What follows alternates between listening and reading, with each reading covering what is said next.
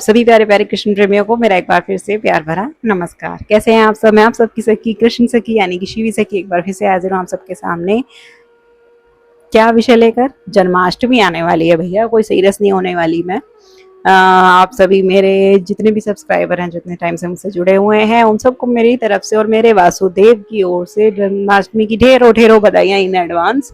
और जन्माष्टमी पर मैं थोड़ा बिजी रहूंगी, इसलिए वीडियो मैंने 2-3 दिन पहले ही अपलोड कर ली है। जन्माष्टमी जो कि बहुत बड़ा त्योहार है हमारा, हम कृष्ण प्रेमियों का, हमारे प्रेमी का उत्सव है इतना बड़ा, जो कि दुनिया बनाती है। जो नहीं भी बनाता ना आज के दिन हमारे प्रीतम का उत्सव, वो भी बनाता है आज के दिन, है ना। तो आप लोगों ने खूब तैयारी कर ली होगी, नए वस्त्र आने आज को। तो जो पूरे साल में, जो मैं वीडियो में बोलती हूँ ना, कि जो पूरे साल भी नहीं भगवान को कभी वस्त्र बदलते, सिर्फ एक दिन बदलते हैं, वो है जन्माष्टमी। आज तो वो भी बदलेंगे उस दिन। तो भैया, जन्माष्टमी की तैयारी से आपको याद है कि अब आपको बड़ी एक्साइटमेंट हो रही होगी कि दीदी के साथ मुझसे तो सबको ये उम्मीदें रह जाती हैं मुझसे, कि जो ठाकुर जी करते हैं कि जन्माष्टमी वाले दिन भी इनकी ड्रेस जरूर मैच होगी। कि जन्माष्टमी के दिन दीदी आप क्या पहन रहे हो, जन्माष्टमी के दिन दीदी आप ठाकुर जी को क्या पहना रहे हो, क्योंकि राधा रमन जी भी पक्का वही पहनने वाले हैं, या राधा माधव जी भी वही पहनने वाले हैं। क्योंकि मुझे नहीं पता वो क्या पहनेंगे क्या नहीं। वो उनकी इच्छा, जो वो पहनेंगे, जिस भक्त ने उनके लिए जो बनवाया होगा वो वही धारण करेंगे। और मेरी तो, हमारे वासुदेव की तो तैयारी हो चुकी है। बताऊं, दिखाऊं मैं आपको क्या क्या है इस बार? गैस कीजिए क्या कलर होगा। यह कलर है पिंक। पिंक, ये हमारे ठाकुर जी की ड्रेस है। और ये पटका है इनका। और ज्वेलरी दिखा देती हूँ। ये इनके कड़े हैं, ये इनकी ज्वेलरी है। तो ये सब चीजें हैं। तो दिखा दिया मैंने आपको पहले ही कि पिंक इस बार, रोज पिंक, जो देसी गुलाब जो होता है ना, उसका जो रंग होता है गुलाबी, मजेंटा जिसको बोलते हैं, वो कलर है इस बार इनका। और मैं भी वैसे ही साड़ी पहनूंगी, है मेरे पास रखी। मैं भी साड़ी नहीं, सॉरी, एक ड्रेस पहनूंगी जो इसी कलर की है। तो बाकी राधा रमन जी की राधा रमन जाने, और राधा माधव जी की राधा रमन माधव जाने। राधा माधव से मुझे याद आया कि मैं तभी राधा माधव जी इतनी जल्दी जल्दी बुला लेते हैं ना, मुझे पता भी नहीं चलता। मुझे इतनी उम्मीद भी नहीं थी कि वो मुझे इतनी जल्दी जल्दी बुला लिया करेंगे यहाँ पर आने के बाद। तो इतने पिछले 2 महीने में मैं वहाँ पे 5-6 बार जा चुकी हूँ। और वहाँ जा कर के मतलब अलग ही आनंद होता है। आपने शॉर्ट्स में देखा भी होगा। और मैंने इस बार ना उनको किसी ने मुझको लाइव में एक बात बोल दी थी कि आप इस बार ठाकुर जी को क्या दे रहे हो गिफ्ट में, कि अपने ठाकुर जी आप जन्माष्टमी पर, बर्थडे पर भगवान को क्या गिफ्ट दे रहे हो। तो मुझे वो बात ना बड़ी लगी थी, किसी ने मुझे बोली थी लाइव में।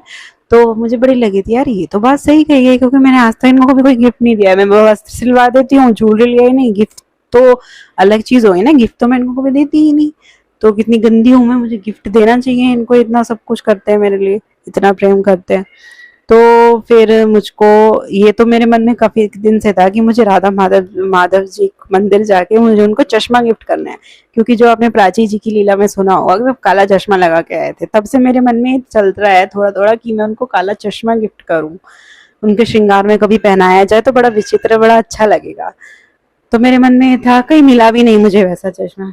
तो जब मेरा अचानक प्रोग्राम बना नादिनी कुंज जाने का, और किसी ने मुझे बोला कि आपने कभी गिफ्ट नहीं दिया, तो तब मुझे लगा कि भैया पक्का भगवान ना कुछ मांग रहे हैं गिफ्ट, मेरा सौभाग्य है। तो मैं दुकान पर तो गई थी कुछ और ब्रेसलेट और राखी वगैरह लेने, और मैं वहाँ पीछे मुड़ी तो वहाँ पे चश्मे ही चश्मे लगे होते, और उस दिन ही मुझे नादिनी कुंज जाना था।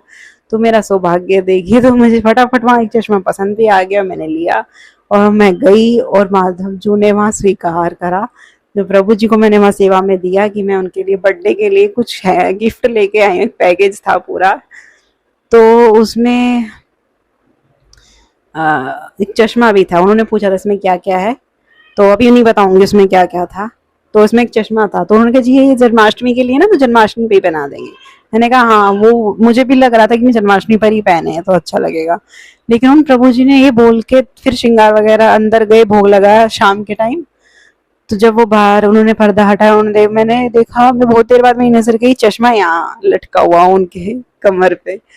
मैंने कहा चश्मा तो मैंने अभी देखा, प्रभु जी आपने चश्मा में लगा दिया? कह रहे हाँ जी बस मैंने लगा दिया। उनके मन में न जाने क्या आया कि माधव जी इतना उत्सुक थे, मतलब कि वो चश्मा धारण करने के लिए। फिर वो प्रभु जी ये भी बोले कि मैंने उनकी आंखों में लगाया, लेकिन उस दिन ना उनका पगड़ी का श्रृंगार था, तो पगड़ी के श्रृंगार में ना चश्मा आया नहीं, यहाँ घुसता है ना कान में, तो पगड़ी यहाँ अड़ जाती है, तो फिर घुसा नहीं। तो कोई बात नहीं, इनका जब मन करेगा ना दीदी ये तब पहन लेंगे।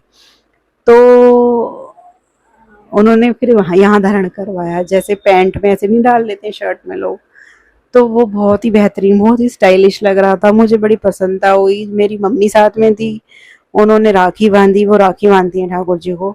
तो उन्होंने भी प्रभु जी ने उनको भी बोला मेरी मम्मी को कि राखी भी हम कल, रक्षाबंधन है ना, कल ही बांध दे देंगे, ठीक है।